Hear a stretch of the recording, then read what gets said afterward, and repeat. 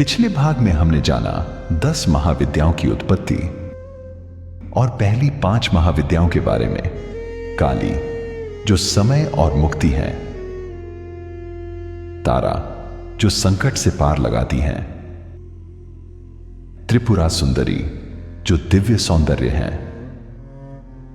भुवनेश्वरी, जो स्वयं सृष्टि है। भैरवी, जो जागरण की अग्नि है। आज हम जानने की कोशिश करेंगे बाकी 5 शक्तियों को। ये रूप और भी रहस्यमयी हैं और शायद और भी गहरे। तो चलिए शुरू करते हैं अगली 5 महाविद्याओं से। छठी, छिन्नमस्ता, अहंकार का अंत। उनका स्वरूप गहरा और रहस्यमय है। वे आत्मत्याग की देवी हैं। एक हाथ में तलवार है, दूसरे हाथ में अपना बलिदान किया हुआ सिर। उनसे ऊर्जा का प्रवाह निकलता है जो जीवन को गति देता है। यह ऊर्जा ही सृजन और मुक्ति का आधार है। छिन्नमस्ता को समझना साधना है। विद्वान कहते हैं वे जीवन और मृत्यु के बीच के उस क्षण की देवी हैं जहां अहंकार समाप्त होता है और सत्य प्रकट होता है। वे सिखाती हैं जब तक मैं का भाव है तब तक ज्ञान अधूरा है। अहंकार कटे बिना सच्ची जागृति नहीं आती। उनका रूप विनाश नहीं बल्कि उस परिवर्तन का प्रतीक है जो हमें मुक्ति की ओर ले जाता है।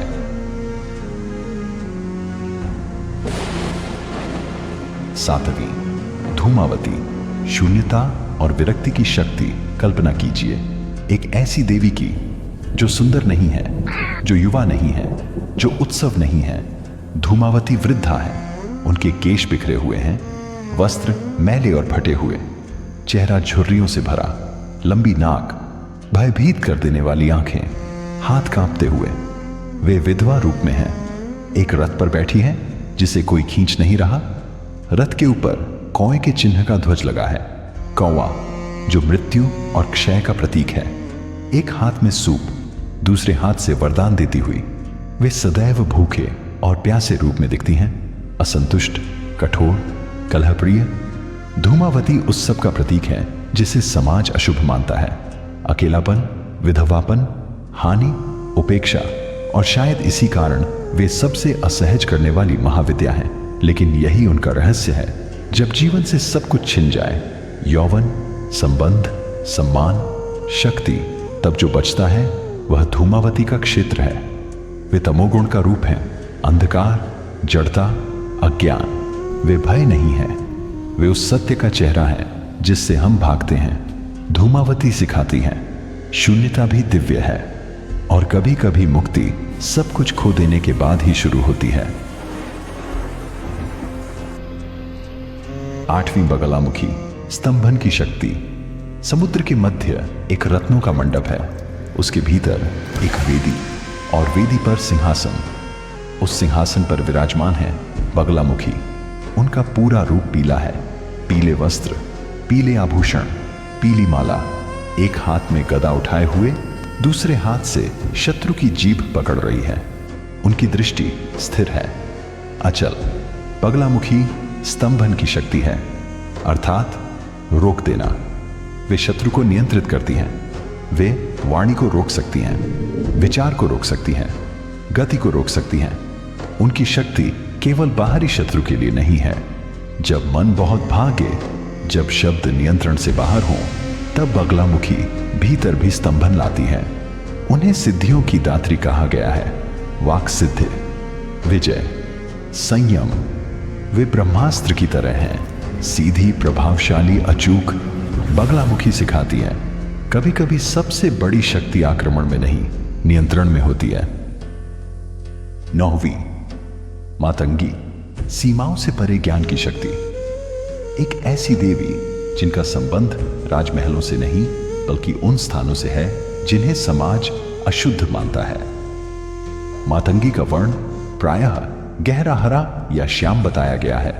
मस्तक पर चंद्रमा का चिन्ह, 3 आंखें, जागृत चेतना का संकेत, लाल वस्त्र, लाल आभूषण, गले में गूंजा के बीजों की माला, कभी वे रत्न जटित सिंहासन पर बैठी हैं, कभी वे वेदी पर, कभी हाथों में खड्ग और खोपड़ी, कभी पाश, अंकुश, तलवार और गदा, कभी उन्हें वीणा के साथ भी दिखाया जाता है। उनके नेत्र मदमत्त से हैं, मुख पर मुस्कान, 2 तोते उनके समीप और वे 64 कलाओं की अधिष्ठात्री मानी जाती हैं।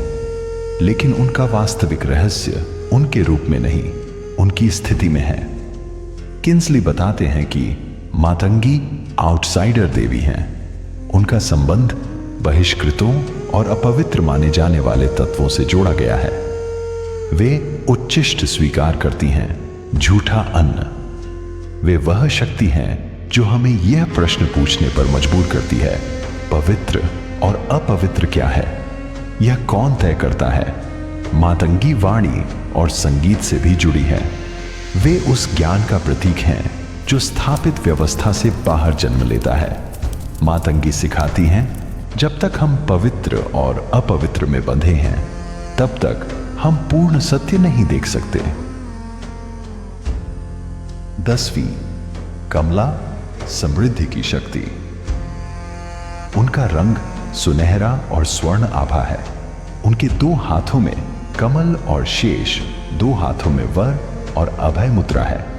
उन्होंने एक तेजस्वी मुकुट और रेशमी वस्त्र पहने हैं और वह कमल पर विराजमान है। 4 विशाल हाथी उन पर अमृत से भरे कलश उंडेल रहे हैं। कमला वही शक्ति है जिन्हें हम लक्ष्मी के रूप में जानते हैं, लेकिन यहां वे महाविद्या हैं। वे सिखाती हैं, धन बुरा नहीं है, संसार बुरा नहीं है, समस्या आसक्ति है, समृद्धि भी दिव्य हो सकती है अगर दृष्टि सही हो।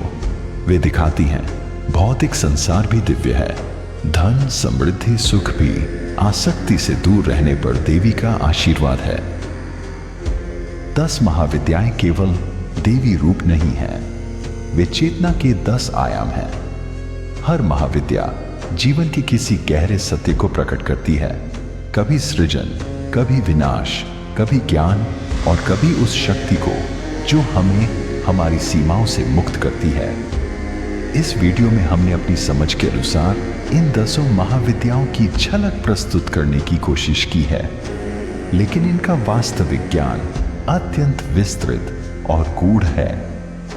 अगर आप इन देवियों के बारे में और गहराई से जानना चाहते हैं तो महाविद्याओं पर कुछ प्रामाणिक पुस्तकों के लिंक हमने वीडियो के डिस्क्रिप्शन में दिए हैं, ताकि इस विषय पर और गहरी चर्चा हो सके। ऐसे ही भारतीय परंपरा, दर्शन और देवताओं से जुड़ी रोचक और गहन वीडियो देखने के लिए चैनल को सब्सक्राइब करना न भूलें।